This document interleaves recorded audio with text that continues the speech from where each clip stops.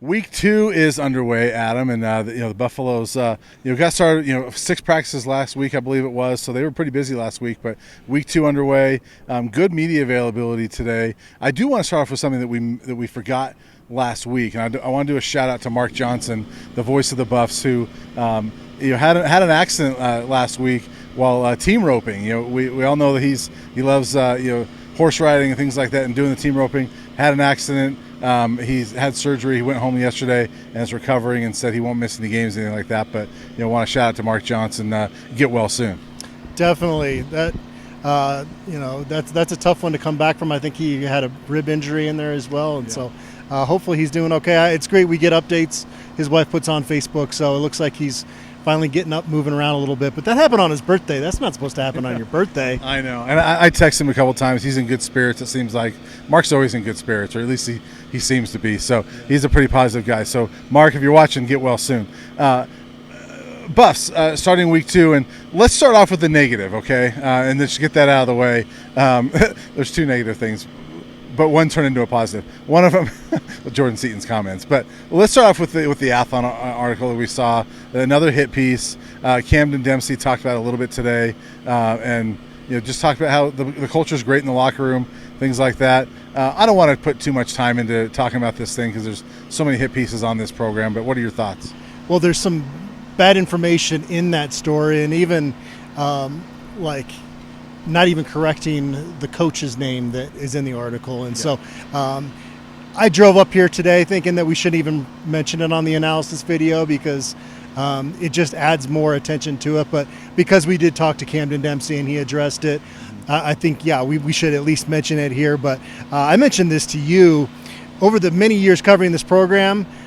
Through many different head coaches, there have guys that have transferred out of this program and sent me a long DM about why things didn't work out. And you know why I don't do much with that? Because it's sour grapes. And when you have a program that has somewhere around 80 scholarship guys and another 25 walk-ons, you're going to have somewhere in the neighborhood of 105 different perspectives on this football program. And some of them are just going to be not happy with the way things turned out here. And for whatever reason, that's gotten legs with some folks that we never see around here at Colorado. I guess that's my other part about it too, is that you kind of do these hit pieces from afar. And I think it's BS, but we have to talk about it because it's getting aggregated out there. And so people are talking about it. And so it's kind of hard to just be an ostrich, stick your head in the sand and not acknowledge it. But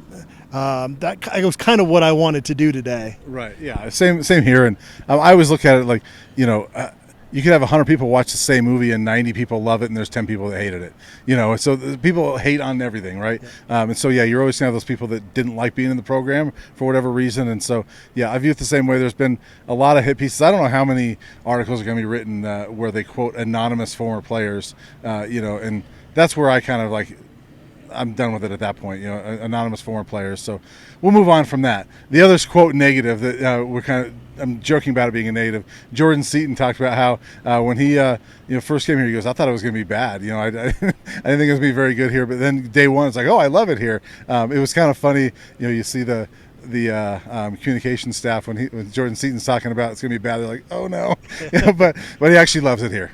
Well, he's from Washington, D.C. He went to go play football in Florida.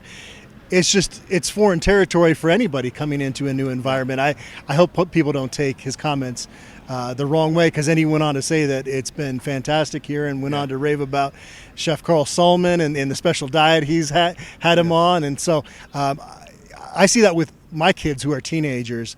They're creatures of habit, and you take them somewhere really nice, and sometimes it takes a second for them to kind of appreciate just because it's something new. And I think you get that a lot of times. And that's the fun part about college is you get these guys out here that, they experience new things and get to really blossom and gain that off the field experience that honestly, in college, I think about just how much I grew from the social aspect of it. And so I think that's good for any young person to experience something new. Yeah, I need a Chef Carl myself.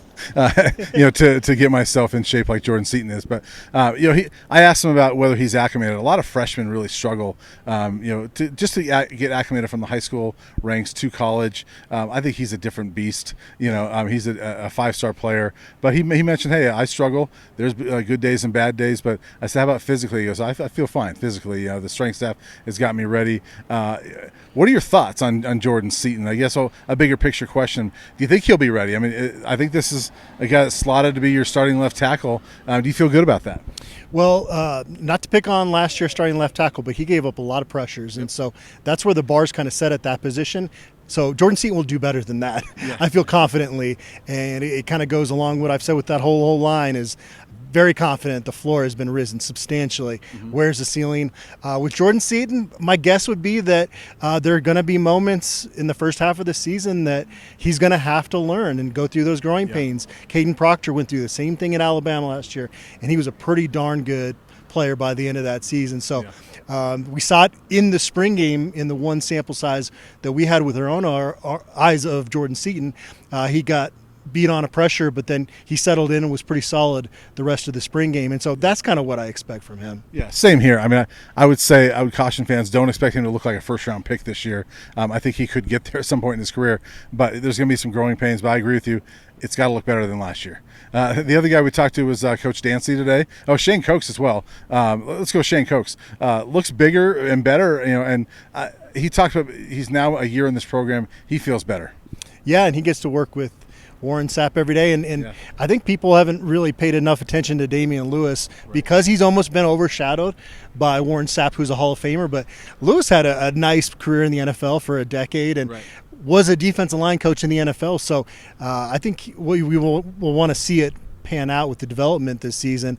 But I think it's that group with Vincent Dancy kind of being part of that group as well. And they all work together in practice, the edge guys and the interior defensive linemen. I think they upgraded their coaching staff in there, and they certainly upgraded their talent. And now you hope that Shane Coes gets freed up a little bit. And he's one of those guys that's going to play a lot of different techniques, but maybe we'll be freed up to make some more big plays this year. Yeah, that's a guy I think is really going to benefit from Chidozie Nwankwo, Torian Connor, guys like that are now on this team, and a better Amari McNeil as well. Yeah. Vincent Dancy talked about the depth, and we're mentioning those guys, right? He said we got better depth than last year, and there were some good players. Dominic had a good year last year, but the depth is better, and you can see it on paper, but he's saying he's seeing it out there on the field too. Yeah, I mean, it was already proven with B.J. Green and Deion Hayes at their previous stops. And then you've got that next group of guys that have shown the potential, in Arden Walker, Samuel Okunlola, Tajay McCoy, that if it comes together for a couple of those guys, now you've got 4 or 5 pass rushers as opposed to one that you can really count on a consistent basis. And that was, Jordan Dominic was really solid last year. He helped this football team out a great deal, but now you really have a hard time figuring out who you're going to try to double team and key on as an offense. Yeah, for sure. These buffs. Yeah, for sure. There's going to be a lot to get to as we go throughout camp. And this is it for us until Friday. We got Media Day on Friday. We're looking forward to it because now we get to talk to a lot of different guys that day. We're going to have a lot of stuff to talk about that day. So we won't be back until Friday, but we'll have a lot to talk about that day.